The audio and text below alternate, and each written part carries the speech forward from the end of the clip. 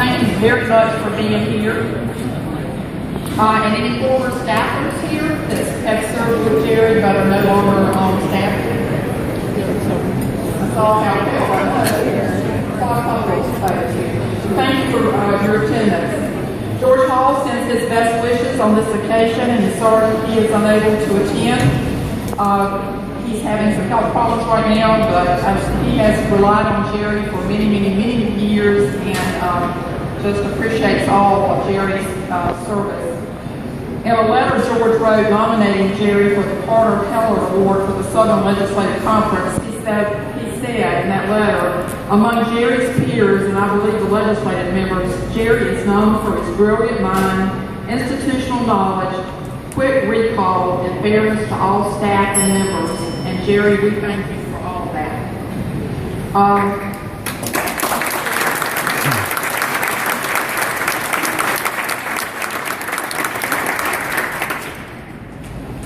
I believe with Gerry leaving, that's going to leave me, Sarah first, and Agnes Perry as the longest term staffers. So Gerry, it's making me feel really old. But Gerry was here. Actually, Gerry was a bachelor when I first came here before he met Pam.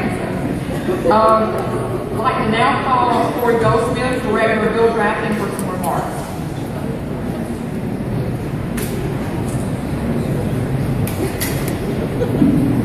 Thank you very much, Beverly. Thank you, everyone, for coming. This is just wonderful to see so many people who want to come and honor Gerry as do the rest of us. As Beverly mentioned, Gerry has had 37 years of service here at the General Assembly. He'll be retiring August 1st. And I'm going to go through just some highlights of his career, and then some other folks will have some other comments to make. Gerry grew up in Hartford, Connecticut. He became a Tar Heel upon enrolling at UNC Chapel Hill. He earned a bachelor's degree there in political science in 1971. He then obtained his law degree as a Moorhead Fellow in 1975 at the law school. He obtained a master's degree in political science in 2004 and a graduate certificate in technology and communications in 2007. During his career at Carolina, Gerry was also inducted into the Order of the Golden Fleece and the Phi Beta Kappa Society. Luckily for us, in November of 1977, Gerry began working here as one of 4 staff members in the bill drafting division. It had been newly created. He was promoted to be the division director in December of 1981. That division has grown over the years. It now has over 40 members, and he was supervising attorneys, legislative analysts, administrative staff, enrolling staff, and also the typing and bill proofing folks. During his tenure, Gerry drafted bills in areas including election law, local government law, redistricting, transportation, taxation, constitutional law, and legislative rules. And I can say personally, Gerry would consult on just about anything that you needed assistance with. Since the implementation of guards, I think everyone knows how much Gerry loves numbers, so I got a few numbers together. Since the implementation of our bill drafting system in 2001, Gerry has drafted 2,677 bill drafts, 805 committee substitutes, and 1,360 amendments. And that's just since we can document since 2001. Gerry is nationally known for his skills and talents. As a result, he has been called to serve on a number of national boards, including the National Conference of State Legislatures Executive Commission in 1999, 2000, and 2001, as a member of the NCSL Election Reform Task Force in 2001, and as a member of the NCSL Redistricting Task Force for many years, and he chaired that task force in 1996 and 97. His commitment to public service extends far beyond the General Assembly, and he was elected to 2 4-year terms to the Town of Chapel Hill Council in 1973 and 1977, where he served a total of 6 years and 1 month. Gerry has received a number of awards during his career. He was awarded the Ernest F. Ball Award for Excellence in Municipal Law from the North Carolina Association of Municipal Attorneys, that was in 2006, and a Carter Keller Staff Excellence Award from the Southern Legislative Conference in 2008. In August of 2012, Gerry was named Special Counsel to the General Assembly, And in that position, he has provided specialized legal research services, drafting to legislative leadership, individual members, legislative committees, and legislative staff. I hope I speak for everyone to say that we will certainly miss Gerry when he is gone. We'll miss his assistance, and I would like at this moment to turn the podium over to Walter Reagan to announce another award that Gerry will be receiving.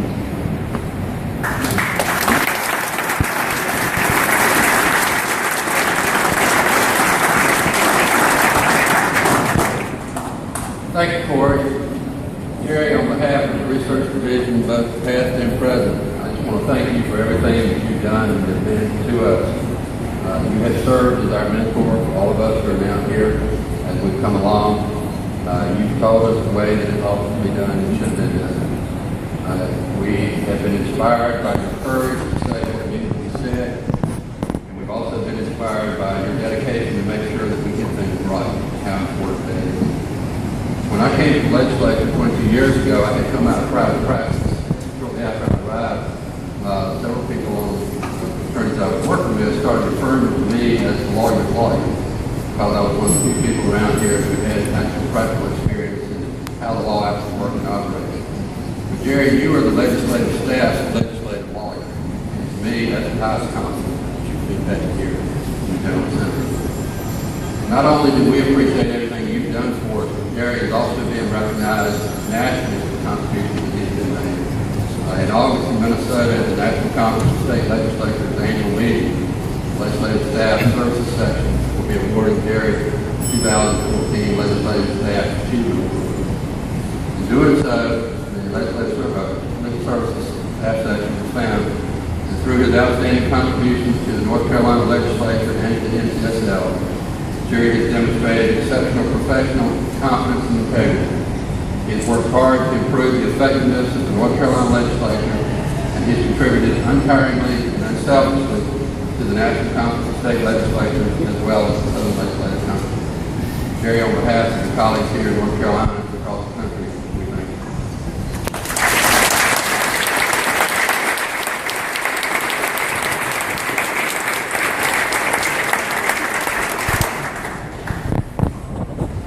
Call on former Representative Edward Holmes. He was a member of the Personnel Committee in 1971 when Gerry was hired. 77.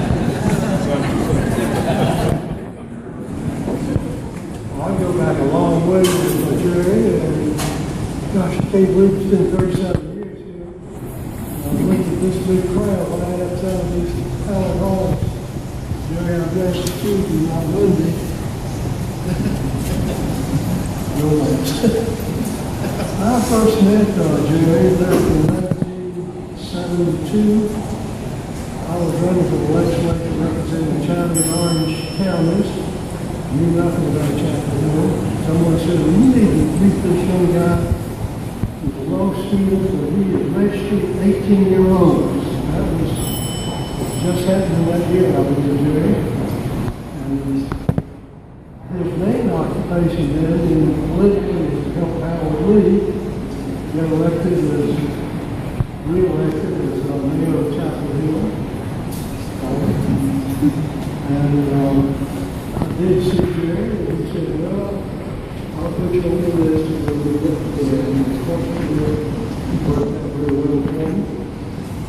And 4 years later, when I'm down here, personnel committee, I understood that Gerry was applying for a job. Just absolutely delighted me. It was a very conservative group of people on the personnel committee. Howard Roundtree, Kim Doyle, Harold Hardison, and this was not too long after Jesse Helms had said, we don't need to appropriate money for the zoo, but it's around Chapel Hill. But I was worried about this young fellow who was hometown captain, Raleigh. He's one of 4 people in the last 50 years, a student, who was elected to a town council. So he's achieved a lot of problems. Anyway, I was concerned that he failed to fill the committee because the nation elected him. The Gerry came along, and that's look at Snow and everybody. Put on a brilliant performance. They couldn't wait to offer him a job, and unfortunately he took it, and the rest is history. Gerry, I'm going to leave you with one quote from one of your mentors, Oliver Wendell Holmes, who said, "Men don't grow old and quit playing, they quit playing and grow old." Now I know you're going to be working hard when you get through here with all sorts of activities, but do save some playtime.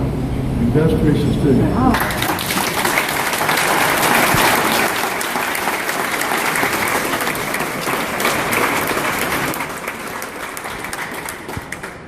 Next, we have a couple of staffers from the bill drafting division that are going to speak, and that's Ron Blackwood and Phyllis Pickett. How's everyone doing this afternoon? There were several things that several of the staff members wanted to say, but didn't actually want to come forth publicly and say it. So they talked to me about it, and I, of course, volunteered. So let's go ahead and get this started. Gerry, thank you so much for making it. We knew that you would be here because, of course, there's food. For those who don't know, Gerry has an uncanny radar for finding food. Pam, during his retirement years, if he starts to wander off anywhere, just bring out some Snicker bars and hot dogs, and he will come back immediately. But really, what can we say about Gerry? There's so much to say. Gerry's been here for years and years. We've seen a lot of hairstyles that he's gone through. Remember the 70s, we had the law school look. Gerry, would you mind helping to demonstrate what we have? Come on, Gerry, join in. We have the mustache and the big hair, law school look. But then we got to the beard, the 1980s beard. You remember that? You remember that? And then we're just left with cool. We're just left with cool for what we have right here. So quick, Gerry, what did we have? Quick review, and then done. We have the big hair, the law school hair. We have the big 80s beard. And then we have this, and then we have no hair, which I can do just as is. But I was trying to come up with some things to say about Gerry, and you know, when you're thinking about someone who has an encyclopedic knowledge of this institution, what do you think of? Well, let's go look at an encyclopedia. Gerry Cohen has a Wikipedia entry. Now, how many people here have a Wikipedia entry? Anybody? Anybody? Mr. Pope, you do. There are certain notoriety requirements to be notable on an international scale where anyone can suggest it to be removed. So Gerry has an article. It says, Gerry Cohen, a lawyer from North Carolina General Assembly, Legislative Drafting Division, former member. Yeah, Gerry, there's nothing in here about you serving as division director. There's nothing in here about. Hold on. Don't bear with me right now. Don't worry. I'll do this anonymously. I'm on the General Assembly's public Wi-Fi. We'll just do a couple of things.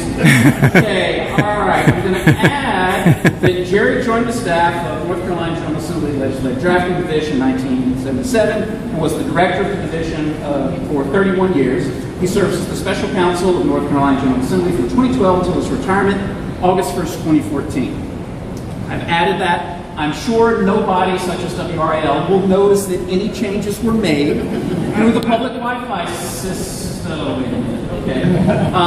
But seriously, Gerry, your influence at this place has been without comparison for folks who've been around here. It's absolutely amazing, and I can truly say that you have left your mark on this place. Thank you.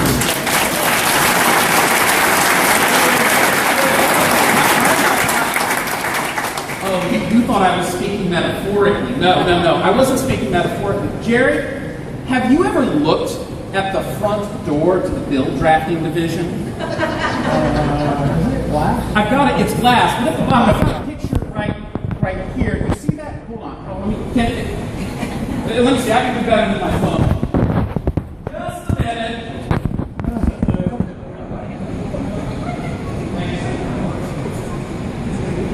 Now, at the bottom of the door, the bill drafting division, there is this very strange mark. Gerry, would you mind holding this up for the crowd to see? Now, when I once asked what caused this mark, and I of course thought it had to be some sort of cart repeatedly running into this that was being used, but we only use carts occasionally, and finally it was explained to me that this is Gerry's foot. This is Gerry repeatedly running out through the door. You can see him in his office getting the phone call saying, "I'll be right there," hanging up, and out like a flash, he's going through that door, kicking it open and running through. Truly left his mark on this building. If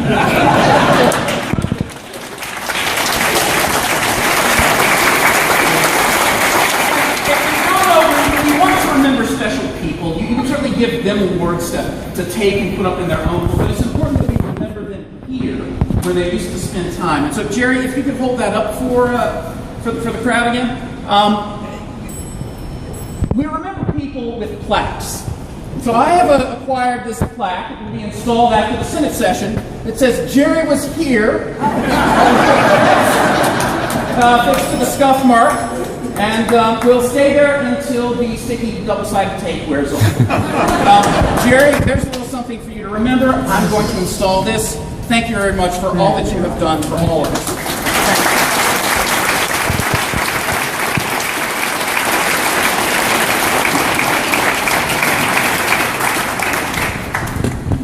Brian is a hard act to follow. He's a true comedian. He has talents to sing. Just talk about Gerry for a second. I was recruited to come here by Gerry back in 1991. I had been at the county attorney's office here at Wake County for about 4.5 years and had been practicing about 8. He needed help doing local government law, so I came over it. For those of you who know me, I have a wide field of knowledge myself, and don't mind sharing with others. But Gerry quickly and very patiently taught me how much I did not know about the Constitution of North Carolina. And I already had a good work ethic, but he taught me a lot more about how to work smart. And I'll never forget, Gerry, I know you will not remember this, but in 1992, it was the fall, and I can't remember why we were working that night, but we were. Somebody called your house, called the office, about 9 o'clock. I answered the phone. They asked Gerry, gave the phone to Gerry. In passing, Gerry said to me, "Oh, that's the fellow who cleans my gutters and does repairs in my house." I said, "Gerry, why is somebody who cleans your gutters and does repairs at your house calling you at 9 o'clock in the evening?" And Gerry looked at me and said, "If you clean gutters and do repairs for a living, you can call people at 9 o'clock too." And I said that because in the most unpretentious way, I've seen this man work hard. And you taught me how to work harder and smart. We always talk about in our office at the Village Division, Gerry Cohen was a player coach. You never want to have a player coach if you can avoid it, because they'll outwork you, they'll outsmart you, they'll outdo you. And he's the best at all those things. All I can say is that we have to be a mark almost to the ceiling, all the staffers that you've hired and trained. And I'm very gratified that our Village Division is in very good hands with Corey Goldsmith now. So the mark you've left will never go away. Thank you for the opportunity to extend to me and my colleagues all these years. Thank you, Gerry.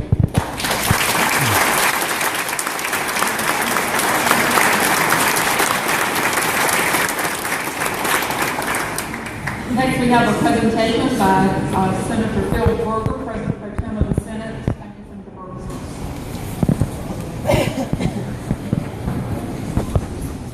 Well, I'm here to make a presentation to Gerry from the members of the General Assembly, particularly something that's been signed by the Speaker and by me.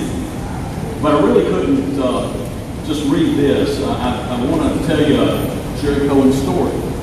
And everyone, I think, probably has a Gerry Cohen story. And most of the stories probably revolve around his ability to turn a bill draft around in record time, his ability to help you with the crafting of language that'll solve the problem you have. But this is a story about Gerry, the seer, that you didn't know he was clairvoyant. Because when Gerry came to me earlier this year and said that he thought he wanted to retire this year, I said, "Well, okay, so you're going to stay on until the end of the session." And he said, "No, I'm going to leave August the 1st.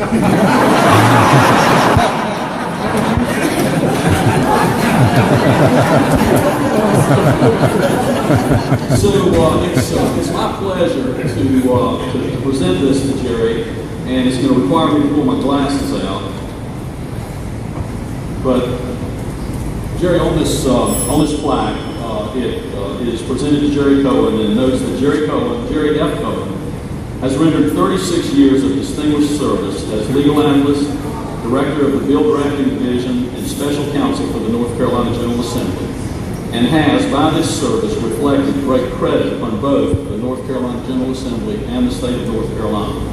Now, therefore, the General Assembly does hereby congratulate Gerry Cohen on his retirement and expresses its appreciation to him for his distinguished service.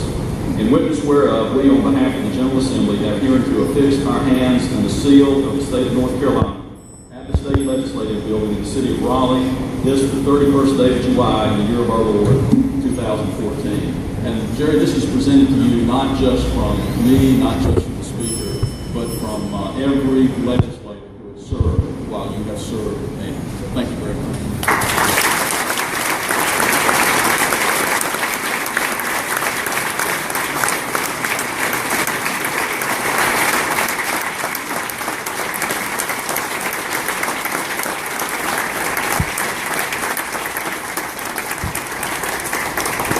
Next, I'd like to call on Art Pope, Director of the State Budget.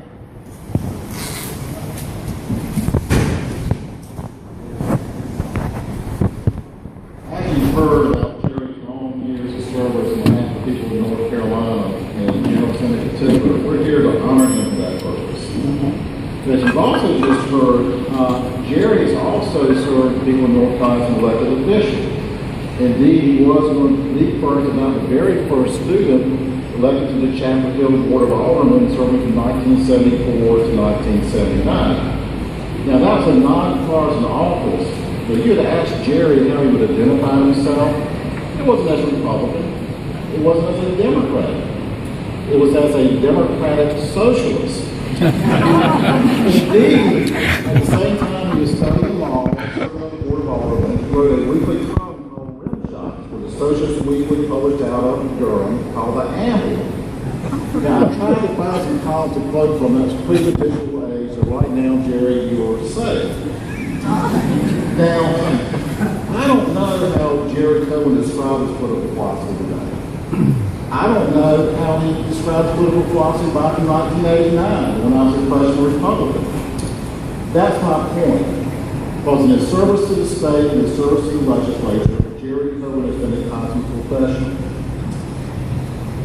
I first got to know Gerry Cohen as a calm and patient attorney and bill drafter, trying to put ideas of an eager, know-it-all freshman and a member of the minority party living on the conservative side of that, and trying to take those ideas and put them into bills and amendments that would become good law. Not just law, but good law. And I got to know Gerry as someone whom I could trust as a legal and public policy scholar, a trusted advisor and mentor, and as a friend. And that's not my unique relationship with Gerry Cohen. I think all of the 1,000+ legislators he has served with and worked with over his 37 years consider Gerry a trusted advisor and as a friend. So Pam, first of all, let me thank you and your sons for the 37 years of service and many, many long days and long hours you shared Gerry at the state of North Carolina.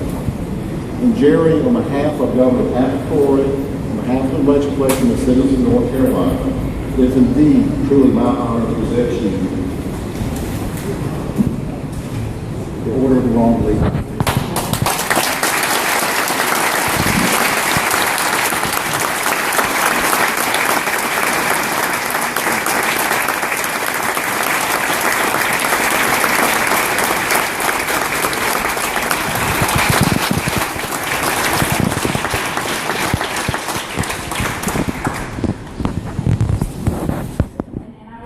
Very brief, but the members of the Bill Drafting Division and many of the other individuals here at the council that did want to also present your gift to enjoy during and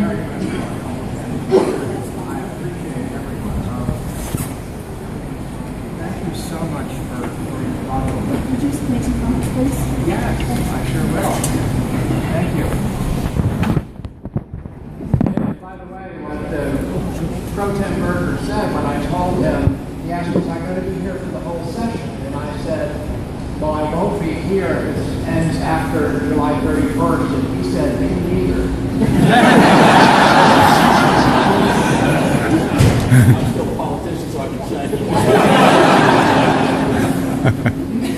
I had originally planned this to be my last day of use on vacation, but vacation is taken at the convenience of your employer, and I don't think it would be convenient for me to take vacation between now and the 31st. So it'll just be a rounding error. I want to thank the members and staff of the General Assembly for honoring me today, and especially the Bill Drafting Division of Legislative Services Office for organizing the festivities. I want to especially thank Sylvia Watlington Green, Veronica Scott, Beverly Adams, and Beth Smith, as well as Corey Goldsmith. I'm sure there's a lot of others who helped at the time. I also want to thank my family, especially my spouse Pam and sons Aaron and Zachary, for putting up with a career that was very time-consuming and cut into family life. I was a geeky high school sophomore, so obsessed with parliamentary procedure that I got my congressman to send me a subscription to the Daily Congressional Record, which I read nearly cover to cover every day for parliamentary procedure. That fascination with the legislative branch carried over to graduate school, where I focused on the legislative process, although it took me 33 years to turn in my master's thesis. And I do have it. That master's degree, along with my law and undergraduate degrees from UNC Chapel Hill, make me proud to claim Carolina as my alma mater. I grew up in Hartford, Connecticut, as mentioned, although my father had gone to school at Carolina before World War II and returned to Hartford. I grew up hearing about Chapel Hill, and beginning in 1962, my father talked endlessly about that new coach, Dean Smith. I wound up following my dad's footsteps and came to Chapel Hill as a student in 1968. I found several interests in Chapel Hill, especially public transportation. I love to memorize bus and train schedules. In fact, if you had a checklist for Asperger's syndrome, you would find that specific trait among 4 or 5, among 5 or 6 of the 8 or 9 I would have to check off. Politics was another interest, and I was elected to Chapel Hill Town Council while in law school, announcing my candidacy at age 22. I served two terms. A little known fact, the candidate it defeated was Alexander Julian. You may have heard of him. Along with then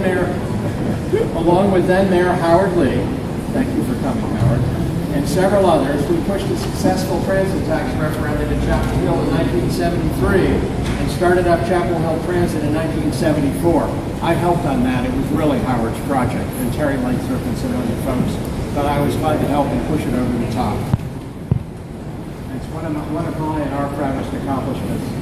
After my retirement, I look forward to working with Wake County commissioners, regional transit agencies, and other groups on a volunteer basis to help pass a half-cent transit referendum in 2015 in Wake County, to go along with successful efforts in Durham and Orange in the last 3 years, and allow additional mobility choices for those here now and many moving to our urban region. 2 years out of law school, I was struggling to find a job niche, and I remembered my fascination with the legislative process. In fact, while in graduate school in 1971, I hung around the General thesis research. In fact, I even lobbied Seven Alley on some piece of legislation. That's how far back that was. I made a cold call to Clyde Ball, then the Legislative Services Officer. I asked if he had any openings. He told me the Legislative Services Commission had just authorized a bill drafting division. There were 4 openings. He told me the deadline was that afternoon. I hustled down and turned in my resume. I found that my state representative, Ed Holmes, thank you, Adam, I'm sure where you are right now, was on the Personnel Committee, which at the time interviewed every single job applicant for every position.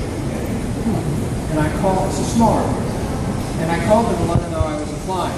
Within a week, I was interviewed by the committee, which consisted of, as Ed mentioned, Ken Royal, Harold Harrison, Gordon Roundtree, and Representative Holmes. Royal made the interview very short. He told me the fact that I was a Moorhead scholar was enough for him, and he didn't need to ask any other questions.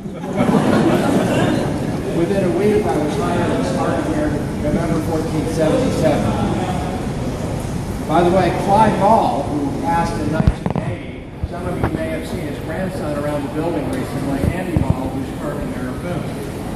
So there's always connections you find in life with all sorts of people. The Legislative Library tells me I've worked with over 900 members since starting work here, and I've really enjoyed helping to build a nonpartisan central staff that's a resource to all our members. I've enjoyed working with lobbyists, our staff, and local governments. I've enjoyed the labyrinthian maze of statutes, rules, and have sought the ability to listen and seek solutions. Many of my best efforts here have come trying to listen to all and come up with solutions to problems. I want to thank everyone for all the wonderful accolades. I've really enjoyed working with all of you and those who came before you. Thank you very much.